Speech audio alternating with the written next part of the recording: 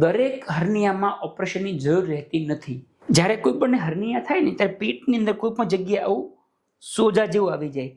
નમસ્તે મિત્રો, હર્નિયા, સારણગાંઠ આ શબ્દ તમે ઘણીવાર સાંભળ્યો હશે. જ્યારે કોઈ વ્યક્તિને હર્નિયા કે સારણગાંઠ થાય ને ત્યારે ગાંઠ શબ્દને લીધે લોકો ગભરાઈ જતા હોય છે. એને એવું લાગે છે કે મને ગાંઠ, ટ્યુમર કે કેન્સર કે એવું કંઈ રોગ છે. તો આજે સમજીએ કે સારણગાંઠ એ શું છે, હર્નિયા શું છે. બંને શબ્દનો અર્થ એક જ થાય છે. થોડું સમજીએ એક્ઝેક્ટલી શું છે. જ્યારે કોઈ પણ હર્નિયા થાય ને ત્યારે પેટની અંદર કોઈ પણ જગ્યાએ આવું સોજા જેવું આવી જાય. નાભી પાસે હોય તો એને અમ્બલિકલ હર્નિયા કહીએ. અહીંયા બે સાઈડ થાપા પાસે હોય તો એને ઇન્ગ્વાઇનલ હર્નિયા કહીએ. આ સૌથી કોમન હોય. એ સિવાય ઘણા બધા પ્રકાર છે. હાઇટસ હર્નિયા છે, ઇન્ટરનલ હર્નિયા છે, ખાસા બધા હર્નિયાના પ્રકાર છે. પણ દરેકની અંદર મૂળભૂત વસ્તુ એ સેમ હોય. સમજીએ શું છે હર્નિયા. તો એક સાદી ભાષામાં સમજાવું તો આ પેટની દિવાલ છે એ અહીંયા છે. આ સ્કિન છે, ચામડી છે, પછી આ ફેટ છે બધી, અને આ મસલ્સ છે.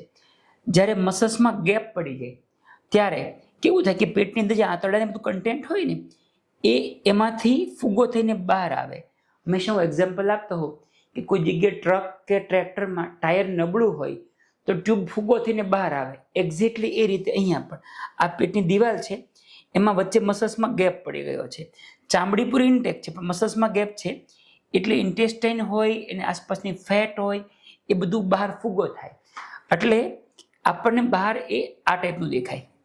આ સ્કિનની નીચે આંતરડા કે અંદરની ચરબી હોય એ હર્નિયા થઈને બહાર આવેલું હોય. વધારે સારી મેં બતાડ્યું તો આ રીતે છે. આ સ્કિન છે, આ મસલ્સ છે, મસલ્સમાં ગેપ છે, અહીંયા અંદર આંતરડું આ રીતે બહાર આવે. ઘણીવાર આંતરડાની અંદર ને બદલે ખાલી ચરબી બહાર આવે એવું પણ બને. આ પેટની દિવાલ હોય, આ સ્કિન સારી છે પણ મસલ્સમાં અહીંયા ગેપ હોય આ રીતે. અહીંયા આંતરડું તો બધી જગ્યાએ છે જ, પણ આસપાસમાં ચરબી બી ઘણી બધી હોય, ફેટ હોય આસપાસ લાગેલી એમ. તો જ્યારે હર્નિયા થાય ને ત્યારે ઘણીવાર કેવું થતું હોય છે, આ જે ચરબી હોય એ બહાર ફુગ્ગો થઈને બહાર આવે એમ. ખાંસી કરે તો બહાર આવે, ખાંસી કરી રહ્યા પછી પાછું અંદર જતું રહે. બેઝિકલી કેવું છે કે જ્યારે પેટમાં પ્રેશર વધશે ને ત્યારે આ બહાર આવશે. જ્યારે પેટમાં પ્રેશર ઘટી જાય ત્યારે પાછું અંદર જતું રહે. પેટમાં પ્રેશર ક્યારે વધે? ખાંસી કરે તો વધે, પેશાબમાં કે લેટ્રિનમાં જોર કરે તો વધે, કોઈ બહુ વજન ઉચકવાનું કામ કરે, એ દરેક કેસમાં પેટમાં પ્રેશર વધે. ત્યારે આ જે ફુગ્ગો છે તે બહાર મોટો દેખાય આપણે ઉપરથી, અને પાછું અંદર જાતે જતું રહે.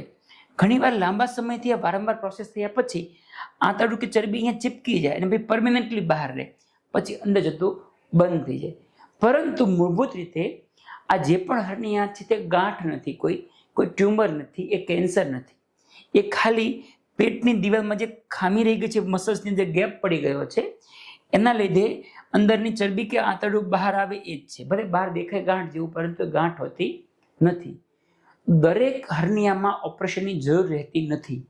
અમુક ચોક્કસ હર્નિયામાં ઓપરેશનની જરૂર હોય છે, અમુકમાં જરૂર નથી પડતી. એ આપણે બીજા વિડીયોમાં સમજશું. ધન્યવાદ.